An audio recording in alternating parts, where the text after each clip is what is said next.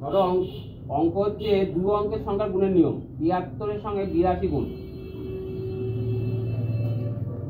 ৩ দুগুণে কত হয়? ৬ বসে দিলাম। এরপরে কি করতে হবে? এই দুটো গুণ করতে হবে কোনাকুনি। প্রথমে এই দুটো গুণ, ৩ দুগুণে ৬ লিখে দিলাম। তারপর এই দুটো গুণ করো, কত হয়? ৭ দুগুণে ১৪, ৩ ৮ ২৪। যোগ করো, ৪ ৪ ৮, ২ ১ ৩। শুধু ৮ বসাও, বসে দিলাম। ৮টা বসিয়ে দিলাম এখানে।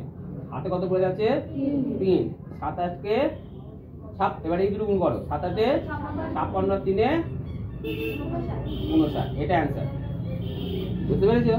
এবার ধরো অঙ্ক আছে 97 গুণিত ৮২ থাকতেই পারে। তাহলে ৭ দুগুণে 14, ১ পড়ে থাকলো, হয়েছে? এবার এই দুটো গুণ করো কোনাকুনি, ৭ ৮ 56, ৯ দুগুণে 18, ৮ আর ৬ 14, ৫ একে ৬ একে ৭, ৭৪। হাতের একটা যোগ করলে কত হয়? ৭৫। কত হলো? শুধু ৫। হাতে কত পড়ে থাকে? ৭। ৮ ৯ ৭২ আর ৭ ৭৯। এটা অ্যান্সার। বুঝতে পারলে? আর একটা করো, যেমন আছে ধরো ৯৭ গুণিত ৪২। কি করে? প্রথমে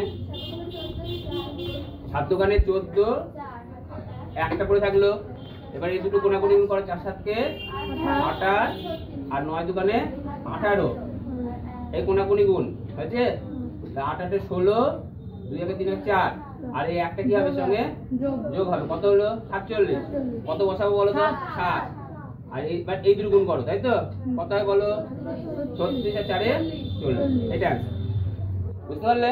তাহলে তোমার নিজে গুণ করবে। দেখুন, একটা ৪২ গুণিত ৮২ আর ৯৭ গুণিত ৮৪। এই দুটো নিজে গুণ করার চেষ্টা করো। এটা দু অঙ্কের ক্ষেত্রে প্রযোজ্য।